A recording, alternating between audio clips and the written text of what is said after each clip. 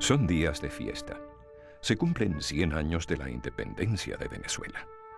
Una Caracas engalanada con banderas, grímpolas y gallardetes celebra por todo lo alto. Los caraqueños apenas tienen tiempo para no perderse ninguno de los araos de la fiesta centenaria. Los más devotos asisten al Te Deum en la catedral, mientras en el Palacio Federal develan con especial emoción el tríptico del joven pintor Tito Salas. Para estos días también se realiza en Caracas el primer Congreso Venezolano de Medicina. Paludismo, mortalidad infantil, lepra y tuberculosis son el resultado de la radiografía hecha a un país marcado por 100 años de revoluciones y precariedad. Un país con 2 millones de habitantes, que no tiene carreteras, que apenas siembra un pedazo de sus tierras y gobernado por un general de pocas palabras venido de los Andes. Apenas se apaga la euforia centenaria cuando comienza a llegar al país un grupo de geólogos norteamericanos, contratados por la compañía General Asphalt, con una exigente misión: encontrar petróleo. Ya la compañía explota asfalto crudo en el oriente del país. Liderados por el geólogo petrolero Ralph Arnold, estos jóvenes profesionales emprenderán desde 1912 hasta 1916 una sistemática búsqueda por el territorio venezolano, descubriendo a su paso algo más que petróleo.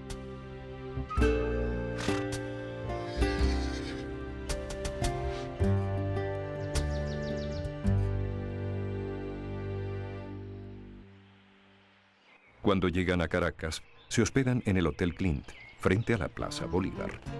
Allí les recomiendan no dar propinas, porque esta es una costumbre desconocida en el país y genera molestia.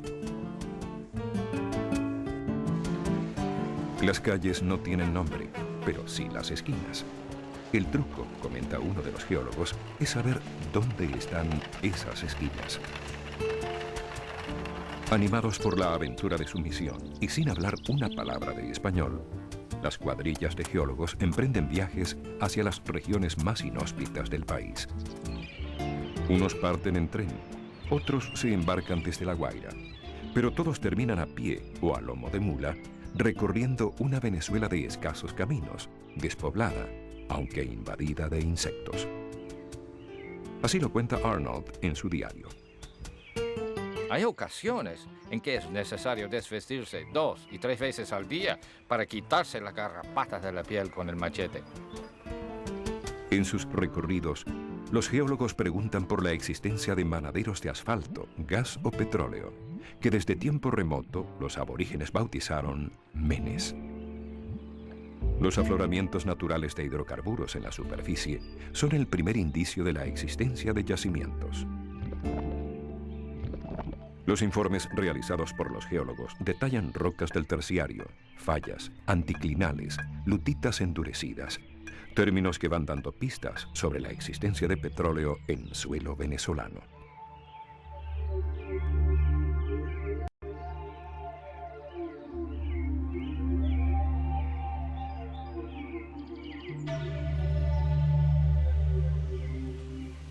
La explotación mundial del petróleo de forma moderna había comenzado en 1859, cuando el llamado Coronel Drake en Titusville, Pensilvania, perforó un pozo encontrando petróleo a 20 metros de profundidad. La fiebre petrolera se desata en Norteamérica. Las perforaciones se multiplican, las tierras aumentan de precio y los campesinos se hacen petroleros.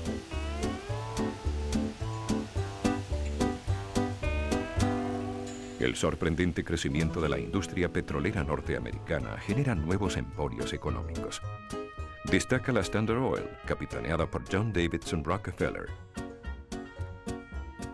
Paralelamente, empresas inglesas y holandesas encuentran petróleo en el lejano Oriente y Rusia y mantienen una búsqueda permanente del mineral en todos los continentes.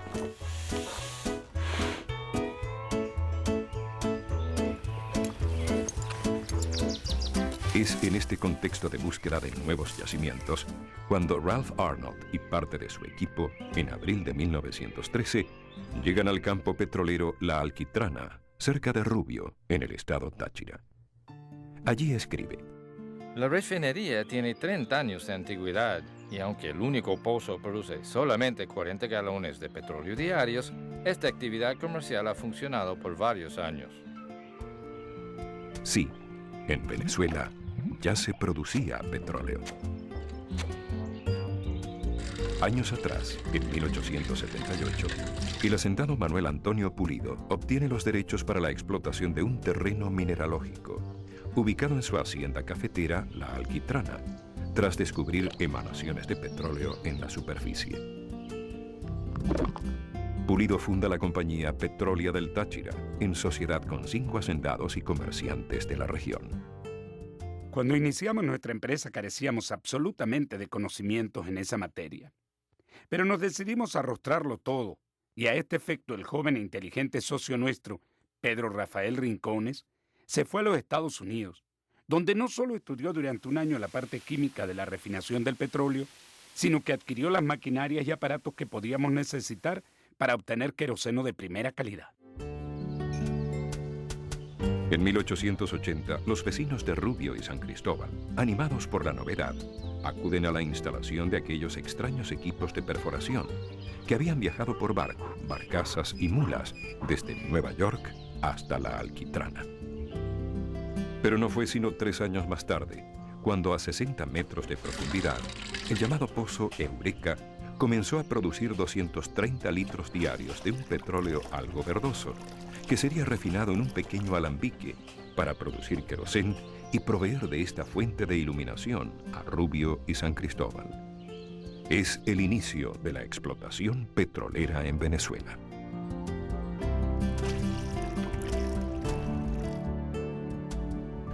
Han pasado 30 años y para 1913 ya el querosén no es el principal derivado del petróleo. La industria automotriz, que crece vertiginosamente en el norte, se moviliza con gasolina.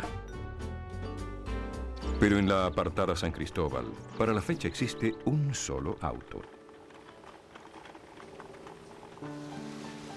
Al otro extremo del país, en el estado Bermúdez, hoy Sucre, otra de las cuadrillas de geólogos y perforadores norteamericanos busca petróleo en un lago. Es un lago de asfalto natural, ubicado cerca del pueblo de Huánuco. La compañía norteamericana New York y Bermúdez venía explotando el lago de Huánuco desde finales del siglo XIX.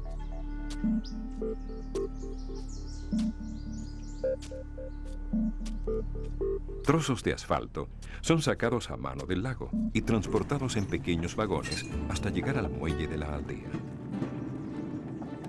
Allí son cargados en barcos que llevan el mineral a la costa este de Norteamérica para asfaltar ciudades y carreteras. Pero en Huánuco no solo hay asfalto. En agosto de 1913 se confirma la existencia de petróleo pesado, con la perforación exitosa del pozo Bababuy número 1. Sin embargo, su producción será escasa y no tendrá futuro comercial.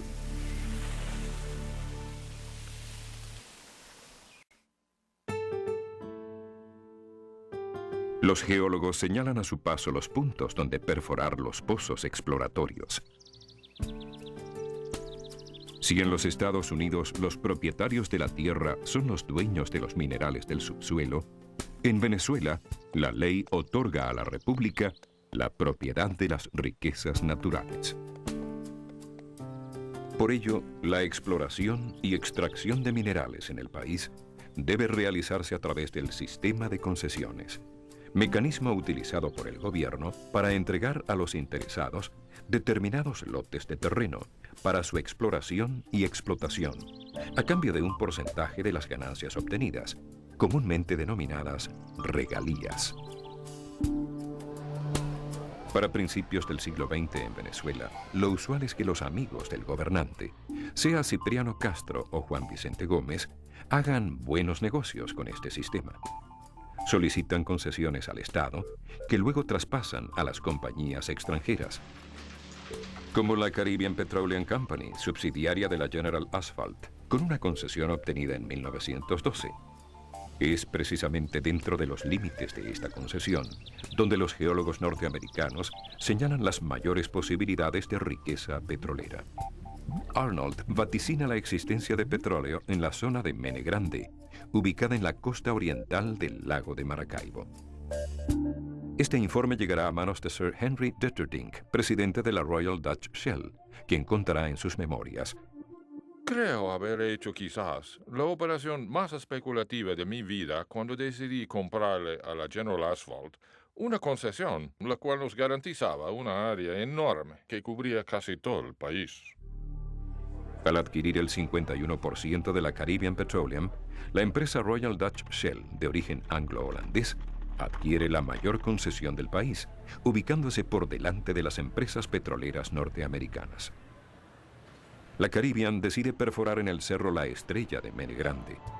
Los equipos de perforación son transportados en goletas por el lago de Maracaibo y en bongo por el río Motatán, para luego ser llevados en bueyes y mulas hasta el lugar de trabajo.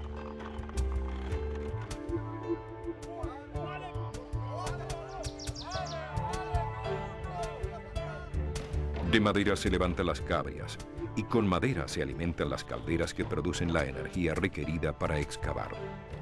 Se utiliza el tradicional método de perforación para la época, la percusión. Una pesada mecha golpea una y otra vez el suelo y se adentra en las entrañas de la tierra. Día y noche, el estruendoso ruido de la barra contra la roca rompe el silencio de la apartada zona. Una cuadrilla de norteamericanos, dirigida por Jorge Brake, labora en la perforación. Obreros venezolanos han limpiado el terreno y ayudan en la faena. El curazueño Samuel Smith sirve de traductor. Para abril se hace contacto con el petróleo y el 31 de julio de 1914 el pozo comienza a producir. Son 250 barriles de crudo diarios que brotan del Sumaque 1, convirtiéndose en el primer pozo comercial de Venezuela. Lo único que no se me olvida es cuando el pozo comenzó a producir. El jefe de perforación nos llamó y nos regaló 3 pantalones, 3 camisas de color caqui y un par de zapatos. Contará el obrero venezolano Joaquín Cardoso años más tarde. Mientras la noticia llega por los canales diplomáticos a las ciudades financieras del mundo, en Venezuela muy pocos se enteran del acontecimiento.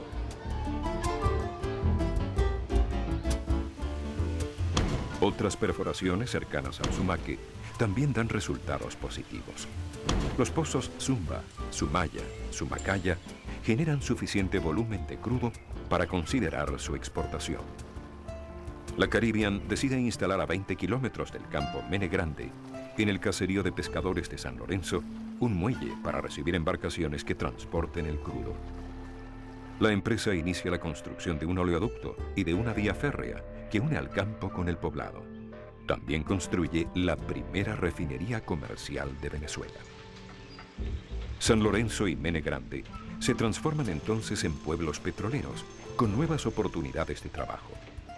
Se labora de 6 a 6 de lunes a sábado y no falta la quinina para tratar de prevenir el paludismo. Al muelle de San Lorenzo llegan gabarras, goletas y también el Carlota, el Maruja, el Adela, pequeños tanqueros con nombres de mujer que surcan las aguas del lago transportando los crudos que Venezuela exporta. Ya para septiembre de 1917, la refinería de San Lorenzo está en operaciones y sus productos refinados se consumen en el país. Para estos días, la prensa reseña la entrega de una muestra de la primera gasolina producida en Venezuela por la Caribbean al general Gómez.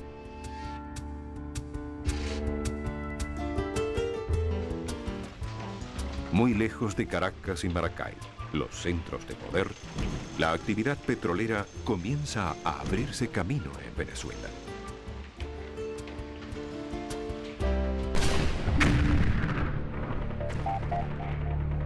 Los inicios son difíciles, porque en 1914 estalla la guerra en Europa, lo que frena la dinámica de la naciente industria en el país.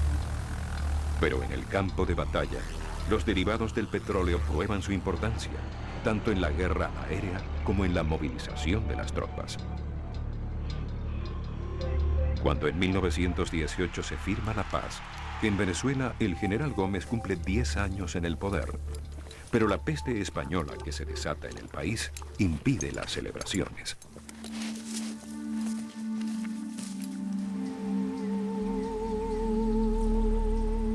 Para finales de la década, Venezuela continúa siendo un país con escasos recursos, pero ya no sufre de guerras civiles, como acostumbraba.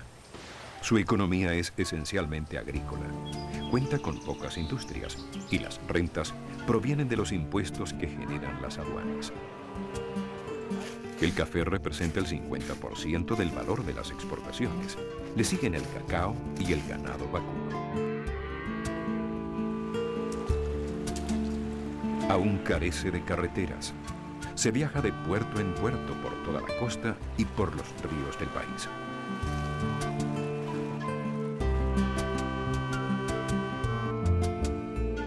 Las líneas férreas existentes para la época apenas unen cortas distancias.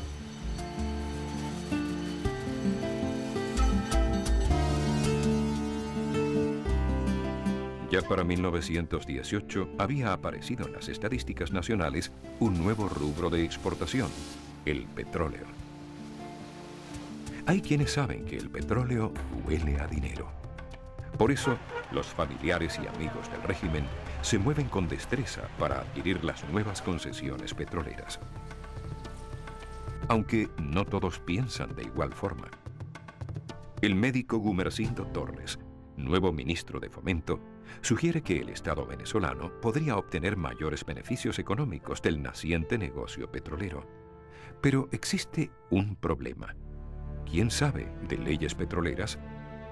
El doctor Torres confesará en sus memorias. Cuando me encargué del ministerio, yo nada sabía sobre tal materia. El ministro de Hacienda, el doctor Cárdenas, manifestó en el gabinete que tampoco sabía sobre eso y que ningún otro ministro sabía. Entonces yo me dediqué con devoción de universitario a estudiar la cuestión petrolera y las leyes americanas, rusas, mexicanas que regían entonces su explotación. Como resultado de estos estudios, el gobierno promulga en 1920 la primera ley petrolera de Venezuela, que comienza a ordenar la explotación del petróleo en el país. Por su parte, las compañías petroleras reaccionan, se agrupan y logran modificar la ley, obteniendo mejores condiciones en una nueva reglamentación. Es a partir de estos años cuando la presencia de las grandes empresas petroleras del mundo se afianza en Venezuela, desatándose una fuerte competencia en la búsqueda de nuevos campos petroleros. Hasta el momento, son los europeos, con la Royal Dutch Shell y sus filiales, quienes han tomado la delantera en el país. A partir de 1921, la Standard Oil de New Jersey, la compañía petrolera más importante de Norteamérica, adquiere numerosas concesiones a través de la Lago y la Standard Oil Venezuela, en el oriente y el occidente venezolano. Ahora son muchos los nombres foráneos que se escuchan en la geografía nacional. Caribbean Petroleum, Colon Development, Venezuela. Si bien las empresas llevan acento anglosajón, los nombres de los campos se reservan a la tradición venezolana. Mene Grande, Río de Oro, El Totumo, Mene Mauroa. ¡Hay que encontrar petróleo!, dicen los jefes. Pero los domingos hay caimaneras. Criollos e importados juegan a la pelota.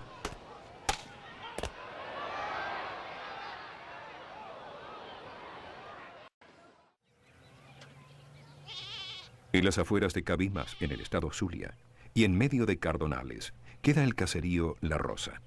Allí, una cuadrilla de 6 hombres perfora un pozo. Es la madrugada del 14 de diciembre de 1922.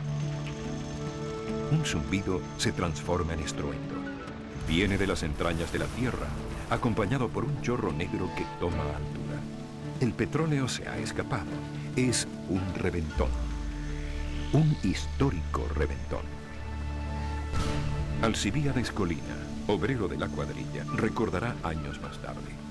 Sí, la torre fue golpeada con fuerza desde abajo. ¿Qué hicimos nosotros? Bueno, ¿qué íbamos a hacer? Correr. El aguacero de petróleo era tremendo. El pozo se llama Los Barrosos 2. La Venezuelan Oil Concessions, subsidiaria de la Royal Shell, es la empresa concesionaria. El chorro no se detiene y la compañía contrata centenares de trabajadores para construir diques y evitar que el derrame llegue al lago de Maracaibo. Son 100.000 barriles diarios que se están botando.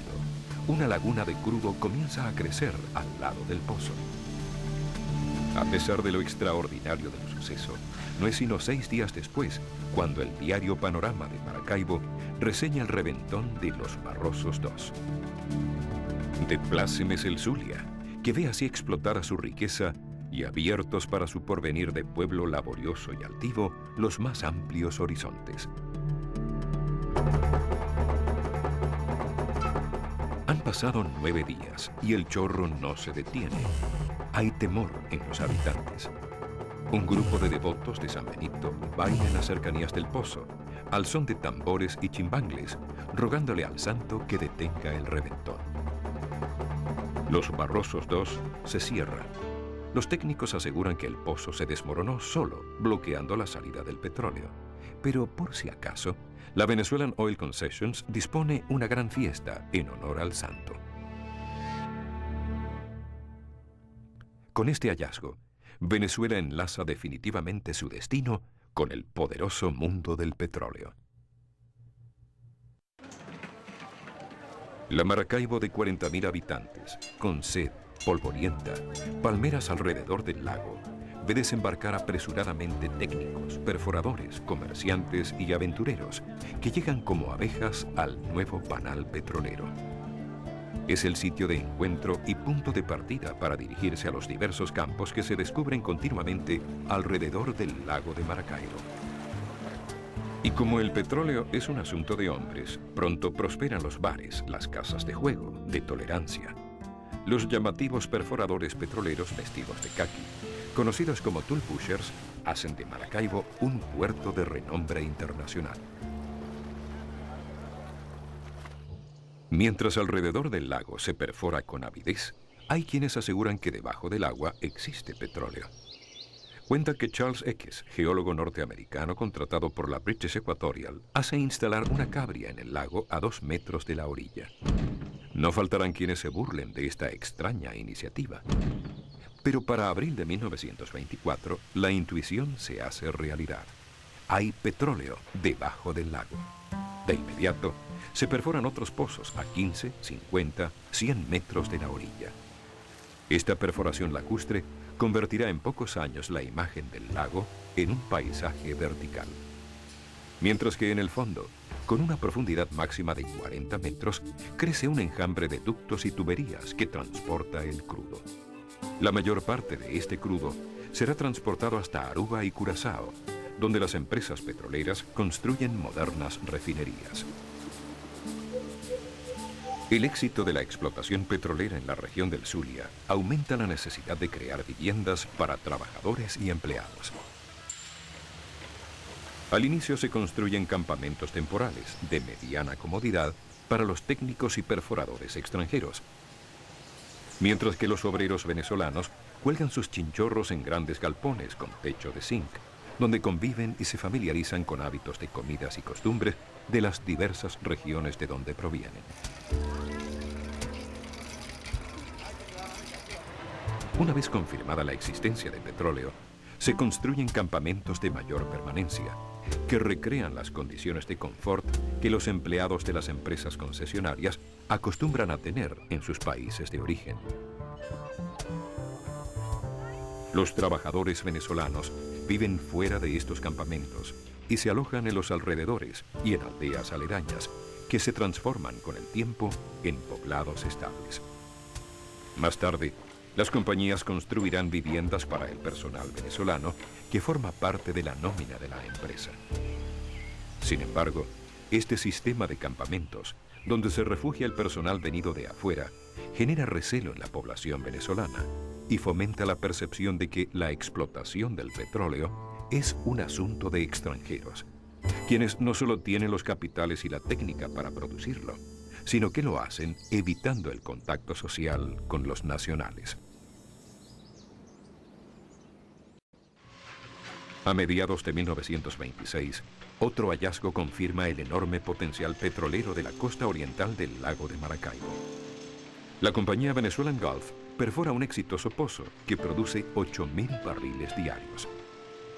De inmediato, la atención de las petroleras se centra en esta zona pantanosa, donde el único poblado lo forman las casas construidas sobre pilotes en el lago.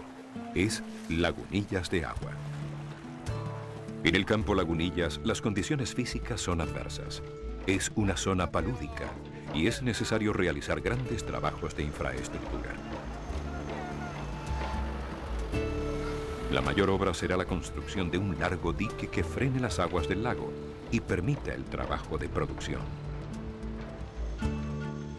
Pero tan intensa será la extracción petrolera aquí que el terreno se hundirá progresivamente.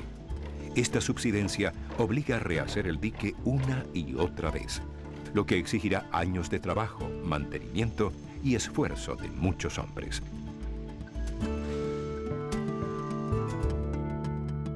Lejos del lago, allá en Caracas, otros venezolanos, estudiantes de la Universidad Central, irrumpen y desordenan el sosiego político que impone el régimen militar y personalista que domina el país.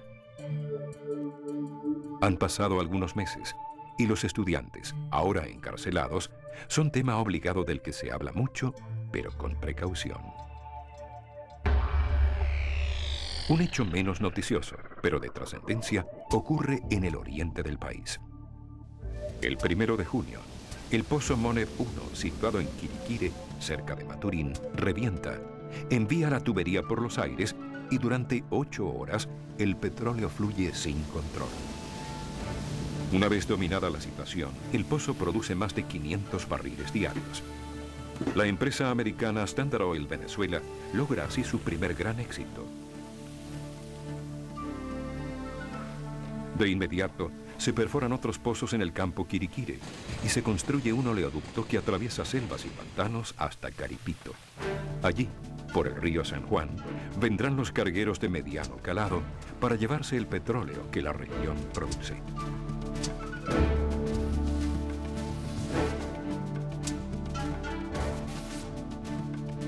Finaliza el año 28 y Venezuela, sorprendentemente, ha pasado a ser el segundo país productor de petróleo del mundo, detrás de los Estados Unidos. Ahora, el petróleo es la primera fuente de exportación nacional, desplazando al tradicional sector agrícola.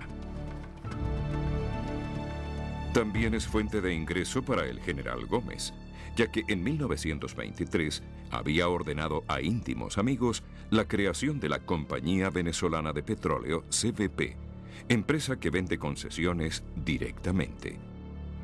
El negocio es rentable.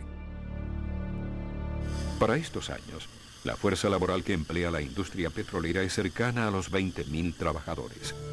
En la Lago Petroleum laboran 1.670 venezolanos, 277 antillanos, 227 norteamericanos y 36 chinos, entre otros. La mayor parte de los venezolanos sigue ajena a esta nueva actividad que está transformando al país.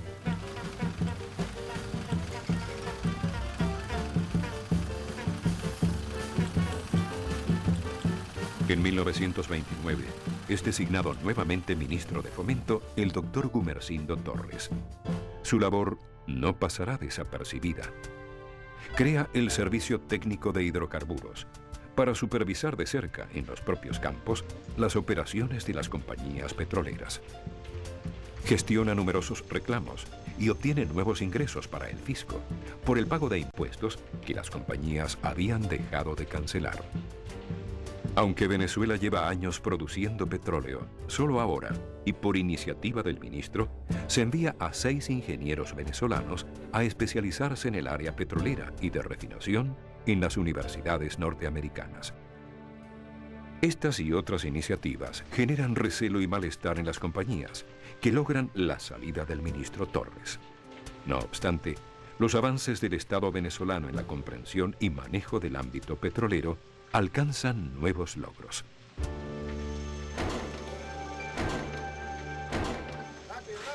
Finaliza la década de los 20 y los ingresos petroleros permiten la construcción de una diversidad de obras públicas, siendo la más emblemática la carretera trasandina. Ahora, viajar de San Cristóbal a Caracas no es más una proeza.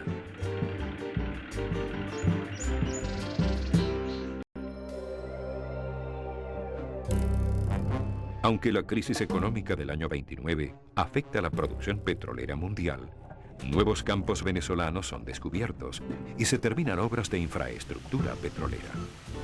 La Standard Oil Venezuela inaugura la refinería de Caripito. Al otro extremo del país, al sur del lago de Maracaibo y atravesando montañas, la Colón instala un oleoducto de 145 kilómetros, el más largo para el momento, que une los campos de Tarra con el lago de Maracaibo. Su construcción ha sido difícil y peligrosa. Es una zona en la que desde 1915, cuando se realizan las primeras perforaciones, se entablan repentinos combates con los indios motilones. A la lluvia de flechas que cae sobre los campamentos, las embarcaciones y las vías férreas que se instalan en la zona, se responde con balas. No faltan heridos y muertos en esta épica petrolera, que enfrenta culturas tan diferentes. Para 1934, finaliza la concesión de Petrólea del Táchira. Fueron más de 50 años de producción petrolera artesanal, de una iniciativa totalmente venezolana.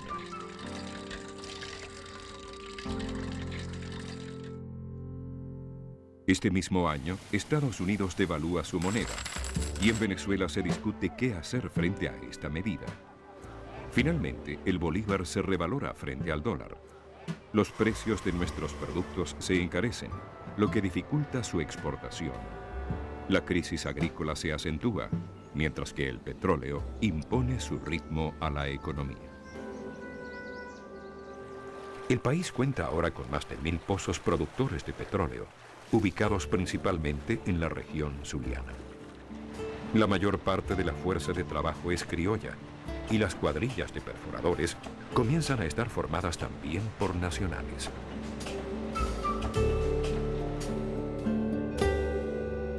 Los ingresos petroleros favorecen modernos hábitos de consumo, como la pasión por el automovilismo.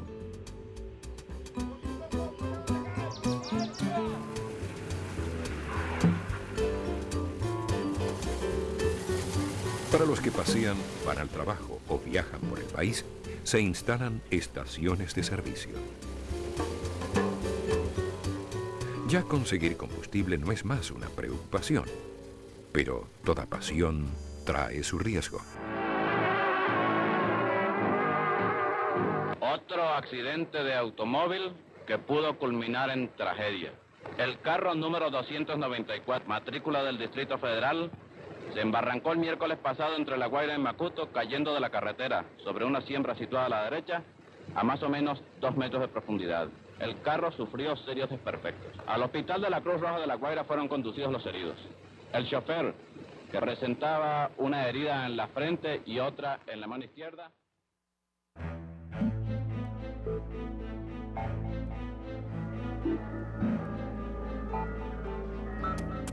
A la muerte de Juan Vicente Gómez le siguen manifestaciones y actos de violencia en las principales ciudades del país. Esta ira se desata con particular virulencia en los poblados petroleros, ya que la imagen de la industria está vinculada al férreo dictador. Venezuela comienza a vivir acelerados cambios. El tema petrolero no será más un coto exclusivo de los círculos y amistades del poder. Ahora es un asunto público y genera intensos debates. La prensa recoge las discusiones y propuestas en torno a las políticas petroleras que el Estado debe implementar, como lo evidencia en su columna Economía y Finanzas el joven político Rómulo Betancourt. Por su parte, el escritor Arturo Uslar Pietri titula Sembrar el petróleo a un editorial en el diario Ahora. Esta frase, que logra sintetizar toda una política económica, se inspira en la creencia compartida de que la actividad petrolera tiene sus días contados.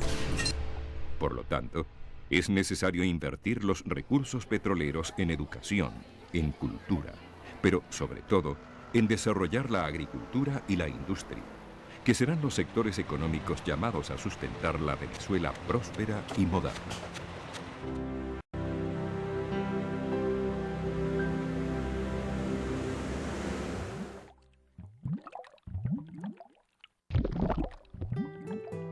Mene es el título de la primera novela de autor venezolano, que tiene como tema principal la vida en los campos petroleros. Su autor, Ramón Díaz Sánchez, quien ha trabajado en los campos del Zulia, enlaza ficción y realidad. La novela Mene contrapone valores como la tradición de los pueblos, sus fiestas, sus creencias, su pobreza y dignidad, con todo aquello que la irrupción petrolera supuestamente trae consigo: ruptura, vicio, riqueza efímera, fuerzas perturbadoras. En Mene, los choferes con olor a gasolina se vuelven irresistibles para las mujeres, y la sequía la origina el petróleo, ya que no deja salir el agua que reposa bajo tierra.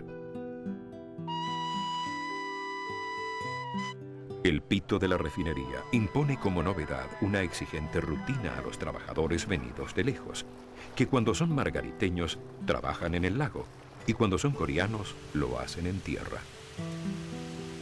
Con Mene, el mundo petrolero entra con fuerza en la novela venezolana y crea el esquema de literatura que se escribirá en las siguientes décadas, sustentando una leyenda negra donde el petróleo pareciera culpable.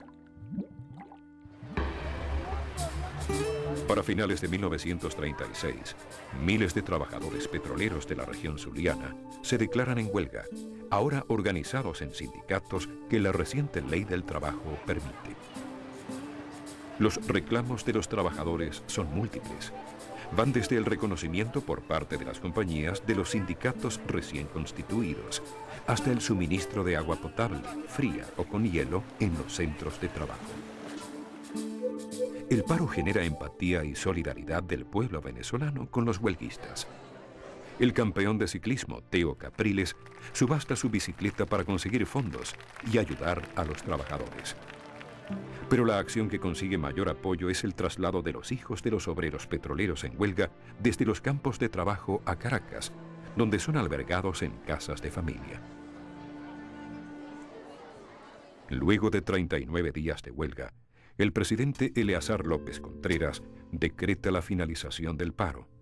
Los obreros regresan a sus labores con el aumento de 1 bolívar diario en su salario y la obligación para las empresas de dotar con agua fría potable los centros de trabajo. Este conflicto marca pauta en la historia sindical venezolana.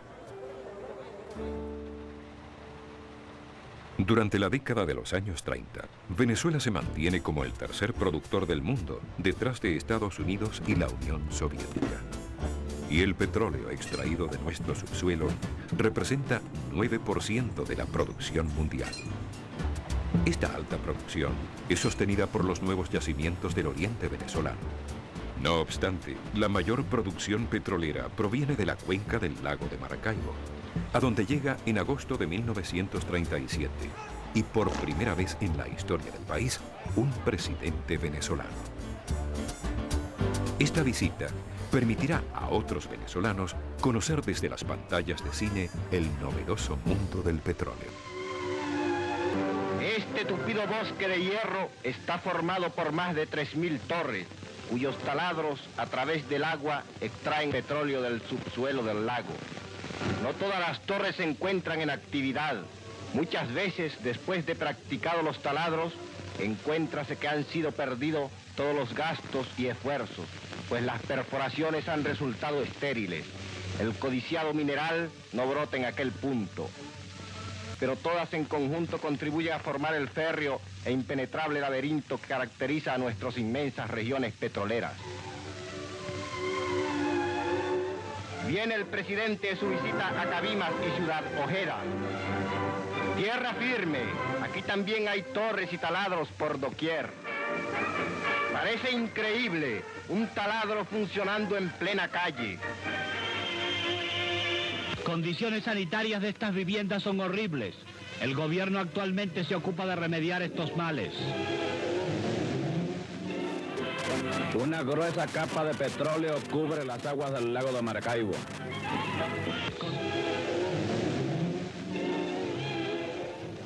Los problemas de contaminación y los accidentes han tomado importancia con el crecimiento de la industria.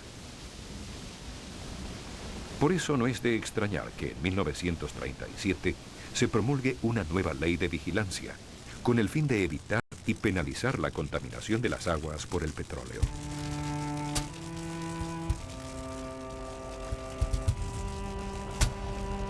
El lago de Maracaibo ha sido el más afectado por importantes derrames e incendios de gran magnitud, como el desatado en Lagunillas de Agua en 1939. Este incendio, advertido por muchos, destruirá por completo este poblado palafítico, donde vivían hacinados hombres y mujeres relacionados con la industria petrolera.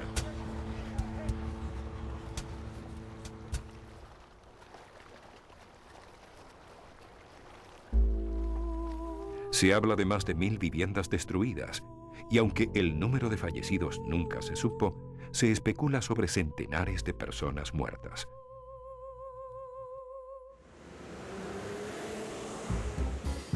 Finaliza la década de los años 30 y Venezuela produce más de 500.000 barriles de petróleo diarios. Las compañías, precisadas por las nuevas normativas legales, intensifican sus inversiones en infraestructura y en servicios sociales para los trabajadores. El número de carreteras construidas por las petroleras aumenta, y lo que en principio fueron vías de penetración para acceder a los campos, terminan por convertirse en parte importante de la red vial nacional. Ya son miles de trabajadores los que habitan en los campos petroleros, donde se fundan escuelas para sus hijos. Estos centros poblados cuentan con dispensarios y algunos con hospitales. Se intensifica la capacitación técnica del personal obrero venezolano, supliendo la demanda de trabajadores especializados que la industria petrolera en expansión requiere. La lejanía de los campos petroleros exige la instalación de centros de abastecimiento, conocidos como comisariatos, donde trabajadores y empleados pueden proveerse de alimentos a menor costo. Por esta vía, nuevos hábitos alimenticios se popularizan en el país. Como novedad, las empresas impulsan y desarrollan las actividades deportivas. El béisbol y el atletismo son los deportes de mayor popularidad.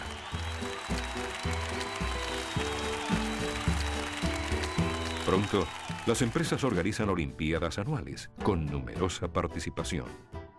Son enfrentamientos amistosos entre los trabajadores de las diversas regiones petroleras del país.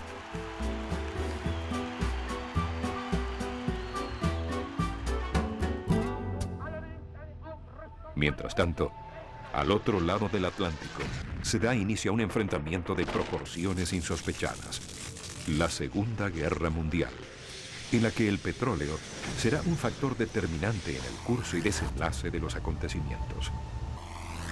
La exportación del crudo venezolano hacia Europa se ve afectada.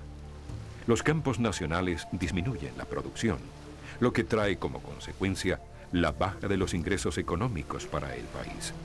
Sin embargo, Venezuela da su firme apoyo a los aliados y nuestro petróleo contribuye a las necesidades bélicas de la causa democrática. En febrero de 1942, los submarinos alemanes que se han internado en el Mar Caribe atacan y hunden 7 buques petroleros que viajan de Maracaibo a Curazao. En este ambiente de dificultades y desabastecimiento que genera la guerra en el país, el nuevo presidente, el general Isaías Medina Angarita, anuncia cambios en la legislación petrolera.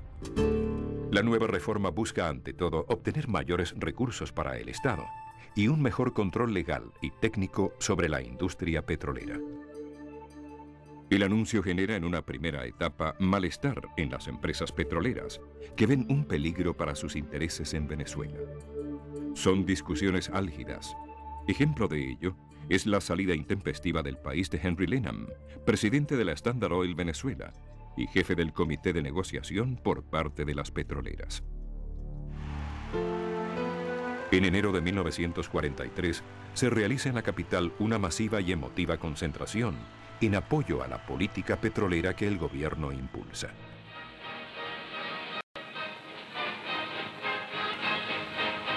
Al Palacio de Miraflores son invitados por el presidente de la República todos los representantes de la prensa capitalina para entregarles el proyecto de ley de hidrocarburos, que será sometido al Congreso Nacional en sus sesiones extraordinarias. El presidente Medina desea que la prensa nacional juzgue imparcialmente este trascendental paso que su gobierno dará en beneficio de la economía del país. Convocado por el Ejecutivo Nacional, se ha reunido en Caracas, en sesiones extraordinarias, el Congreso Nacional, para recibir del Ministerio de Fomento el proyecto de ley de hidrocarburos que refleja la política de revisión petrolera iniciada por el presidente de la República, general Isaías Medina Angarita, quien llega al Palacio Legislativo para presentar ante el Congreso su mensaje especial. Cuando el 13 de marzo el Congreso Nacional sanciona la nueva ley de hidrocarburos, la mayoría del país siente que cuenta con una legislación acorde con sus expectativas en el campo petrolero. La ley otorga nuevas concesiones por 40 años y ahora todas tienen las mismas condiciones. El no incluir la distribución de las ganancias de 50 y 50 entre el Estado y las empresas, el llamado 50-50, genera que un sector de la oposición, liderado por el diputado de Acción Democrática, Juan Pablo Pérez Alfonso, salve su voto. Pero la reforma petrolera se complementa con la recién creada Ley de Impuestos sobre la Renta, que permite obtener de ahora en adelante ingresos sobre las ganancias de las empresas.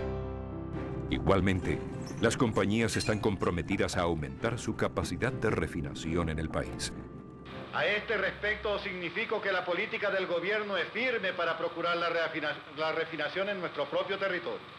Toda nueva concesión acarreará la obligación de refinar en Venezuela parte del mineral extraído de ella. No queremos situarnos en una posición intransigente al respecto, sino defender nuestros propios intereses al buscar nuevas fuentes de trabajo para los hombres que viven al amparo de nuestras leyes. La ley de hidrocarburos crea las condiciones para el aumento de la producción petrolera, la construcción de modernas refinerías y la creación de nuevos campos y puestos de trabajo.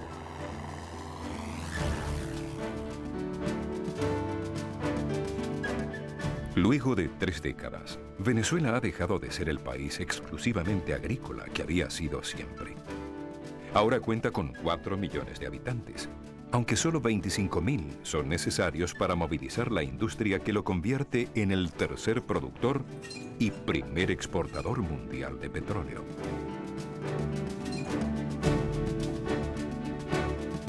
El campesino que abandonó su aldea y llegó al campamento para limpiar el terreno donde instalar la cabria, ha dejado el sombrero de paja y ahora lleva casco, porque ya no es peón, sino obrero especializado. Probablemente habita en una confortable casa, en el campamento de la compañía. Tiene un compadre en la bodega, pero su lugar de compra es el comisariato. No olvida la gallera, pero en el club para los trabajadores, su familia entabla amistades y se inicia en los deportes. Ya no está solo ni desorientado. Ahora forma parte de un sindicato que crece en prestigio y defiende sus intereses. Aunque la gerencia sigue en manos de los muciúes, cada vez más profesionales y técnicos venezolanos asumen responsabilidades de mayor nivel.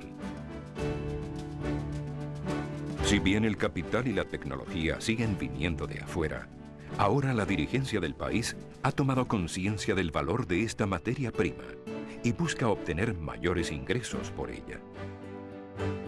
Sin embargo, es solo a través de esta renta que la mayoría de los venezolanos se relaciona con el petróleo, porque esta industria sigue apartada física y espiritualmente de la nación. Pero, ¿podría ser de otro modo? La mayoría de los venezolanos no tiene vinculación económica directa con el petróleo. Esta industria Es una actividad minera que apenas emplea un pequeño porcentaje de los trabajadores venezolanos. Opera en zonas apartadas, transporta por tuberías lo que extrae del subsuelo y finaliza exportando casi toda su producción. Quizás por ello, al ciudadano común se le hace difícil establecer lazos estrechos entre las nuevas obras públicas, el crecimiento de la burocracia estatal, los trepidantes cambios en los hábitos de consumo y esta poderosa industria que dinamiza la economía.